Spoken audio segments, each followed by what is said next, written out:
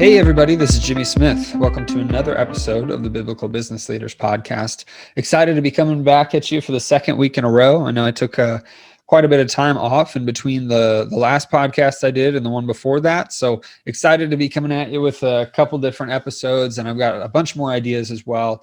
Thanks to all of you in the Facebook group that did respond with different ideas that you'd like me to cover.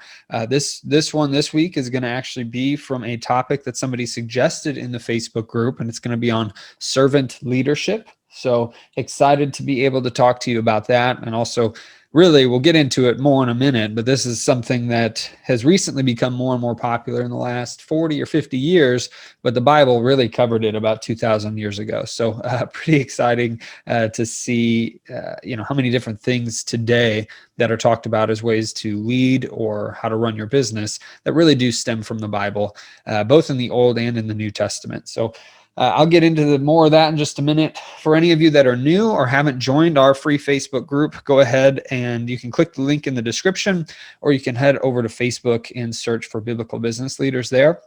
Once you answer a couple questions, we'll admit you into the group. And it's a great place for us to help each other along, to fellowship, post questions, and get responses from a bunch of different people. So I really appreciate your participation there and being a part of it. And also, if you haven't reviewed the podcast, that's how more and more people can be exposed to the podcast and get the word out. So if you could go to Apple Podcasts and just leave your review, I'd really appreciate that so that more people can jump on board. But let's go ahead and get into the podcast. So I always started off with a prayer, so let's start that off now. Heavenly Father, thank you so much for the opportunity for us to come together and learn from each other and have different topics that we can discuss revolving around business and the Bible and how they interact with each other. I pray that you allow this message to come through me from you, that you guide my words, guide everything that I'm saying so that it is all correct and accurate with how you would want it portrayed. Thank you for everybody on this podcast listening now and that will listen to the recordings in the future. And I pray for your blessings over it. In Yeshua's name we pray. Amen.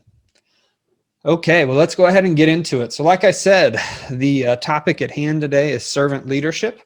So I'll just start off with the definition of what I found online of what servant leadership is. So the phrase servant leadership, it was actually coined by somebody named Robert Greenleaf when he used it for the first time, which you can't see this because this is an audio only podcast right now, but used it for the first time, air quotes, in his essay that was published in 1970.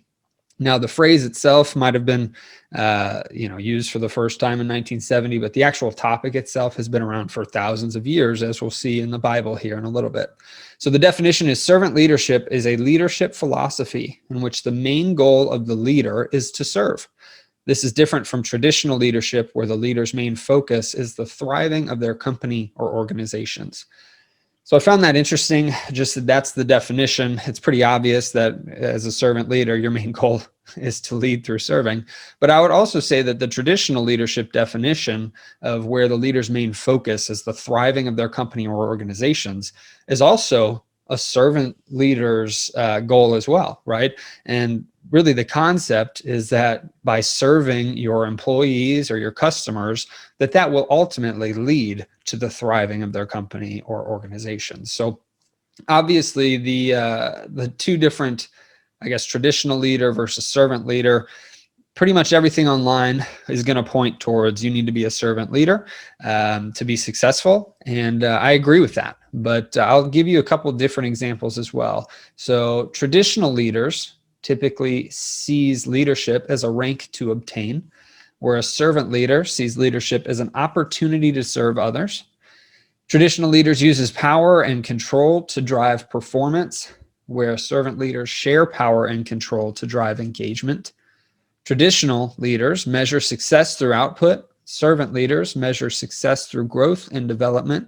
Traditional leaders speak. Servant leaders listen.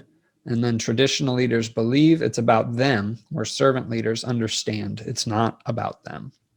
So I thought those were kind of interesting that would even be called traditional leaders versus servant leaders. To me, a servant leader is just a leader. What I would think of in the traditional sense. I know it's traditional, but I would think a servant leader would be what I would call a leader, where a traditional leader would be something that I would call a boss, right?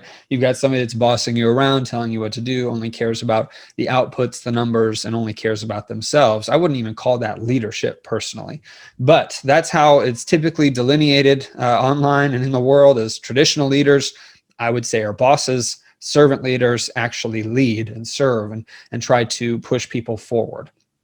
So then another thing that I found is the difference between the two manifests itself in the care taken by the servant first to make sure that other people's highest priority needs are being served. The best test and difficult to administer is, do those served grow as persons? Do they, while being served, become healthier, wiser, freer, more autonomous, more likely themselves to become servants? I thought that was a really good way to think about it, because if you're, working in your organization and you're, in charge of other people, the ultimate goal should be to raise those people up, to help them become leaders themselves, to help them grow and prosper and become better people. Versus if you're, a boss, a lot of times it's, hey, you need to get these things done. You need to get these turned into me. You need to get these things or your numbers accurate, or I guess better. Let's just say that the numbers should always be accurate, but you need to get the numbers better. So that's kind of the difference there, is you are looking to raise other people up through the way that you are leading them, through the way that you are managing them, versus delegating things to them and having them, the employees, just do what they're told and not try to have any autonomy in their lives or their careers. There were a couple other suggestions that I found for embodying servant leadership. So in some of these, I might actually disagree with a little bit, but because I believe that it's easy to get it mixed up, servant leadership, with also kind of being a doormat, right? Of allowing people to walk over you, and everything that the other people want is what you should be doing.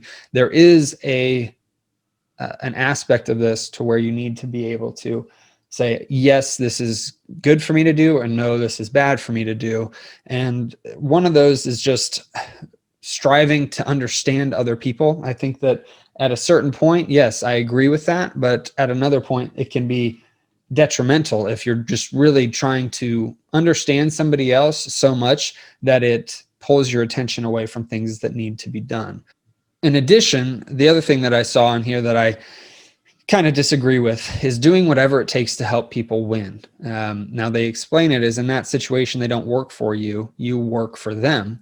But doing whatever it takes to help people win can also be dangerous as well. So those are two of the things that I didn't really agree with whenever I was looking at some of the servant leadership stuff. You essentially don't want to just let other people walk all over you.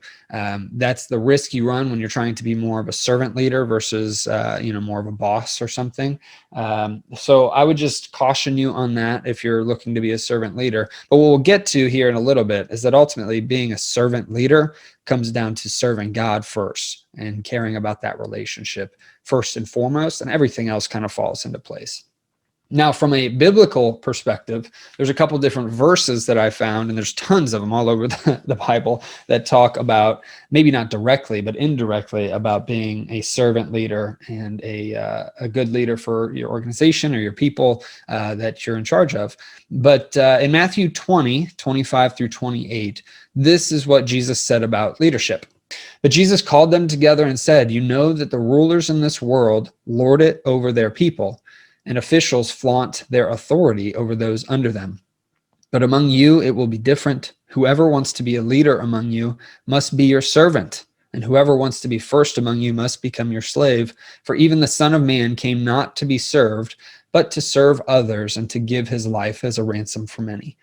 So that's pretty clear, the definition, right? The first half of that is talking about rulers of this world lording it over other people or over their people.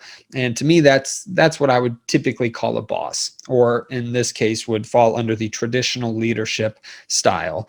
And then the last half of that verse literally says you must be the servant, right?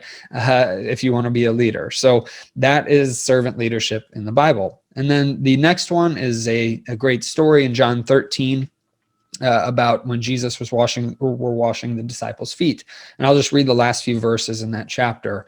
When Jesus had finished washing their feet, he put on his clothes and returned to his place. Do you understand what I have done for you? He asked them. You call me teacher and Lord, and rightly so, for that is what I am. Now that I, your Lord and teacher, have washed your feet, you also should wash one another's feet. I have set you an example that you should do as I have done for you. Very truly, I tell you, no servant is greater than his master, nor is a messenger greater than the one who sent him. Now that you know these things, you'll be blessed if you do them. So that's also very clear that not only was Jesus serving the disciples and doing that, but he was also teaching them the lesson that, hey, you're going to be doing this too. And that if you want to raise up other leaders underneath you, then they need to be serving other people first and foremost, service.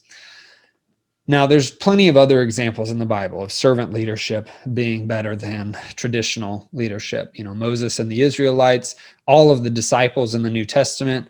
I would even say David. If you look specifically at the story of David and Goliath, nobody wanted to risk their lives to try to fight Goliath, and David was me first, right? Hey, he was the one that wanted to go out there and do that. So there's all the different examples in the Bible that I've mentioned, plus more, where it talks about servant leadership. Now, it is a natural progression. Like I said earlier, your first and foremost goal should be to surrender every second to serving God. If you serve God, everything else will follow from there. Doesn't mean everything's going to be awesome. It doesn't mean that if you're running an organization, you'll hit a point where you can just sit back on the beach and do nothing and just allow all of your employees to do everything else. What it means is that you're still going to be trying to serve your employees and trying to serve your customers, doing the best that you can to raise them up into leaders, into people that will eventually take over the company or help it to grow and scale even more. Because you want to raise up servants more than you want to raise up bosses, right?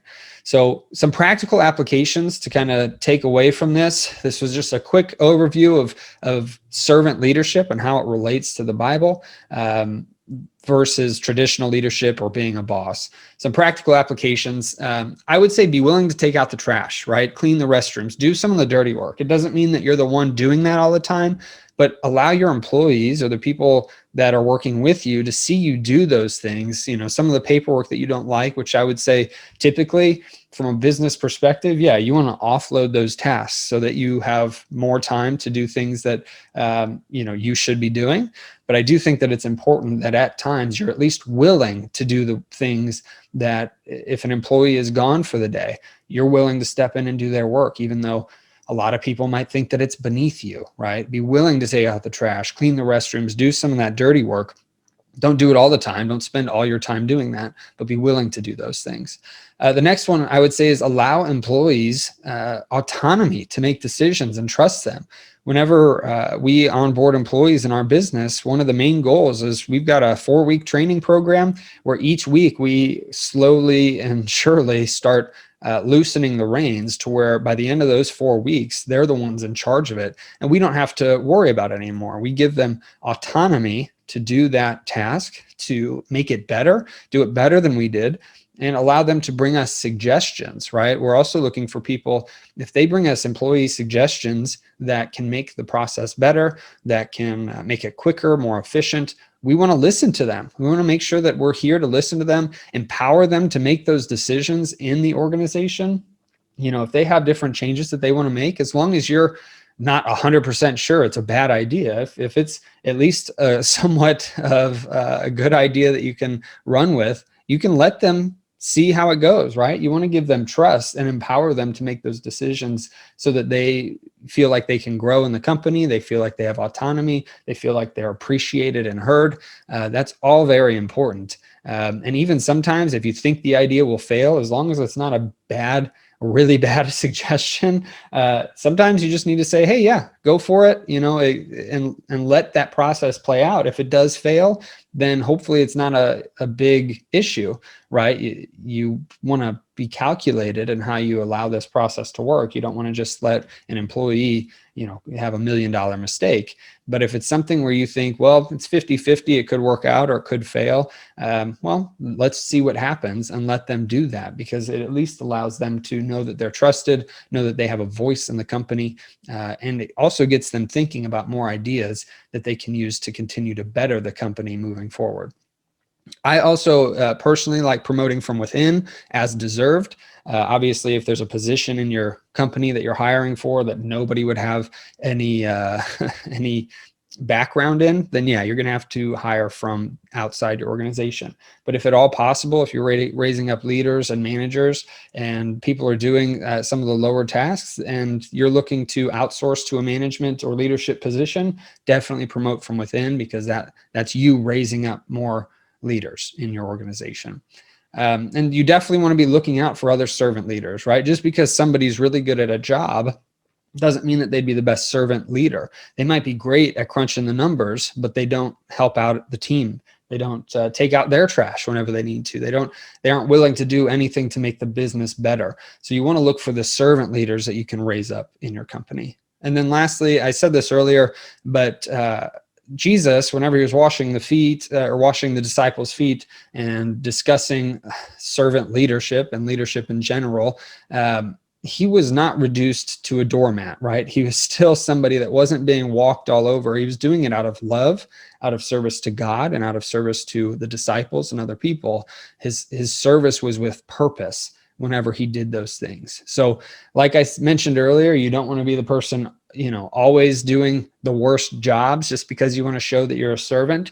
But you want to make sure that you're willing to do those things if they come up, and be the first one that says that you'll do it. And so the whole point is to make sure that you're training, modeling, multiplying your servant leaders in your organization, just like Jesus did with the disciples. So that's the podcast on servant leadership. Really excited to bring this to you and be able to discuss different ways that the Bible already had this topic discussed 2,000 years before it actually became a topic in the rest of the world in the year 1970. So pretty cool to be able to see that. If you have any questions or anything else that you want me to cover revolving around this topic, post that in the Facebook group and we can all work together on it. I'm happy to do a follow-up podcast on this if needed. But hopefully this was helpful to everyone, and I hope you have a blessed week.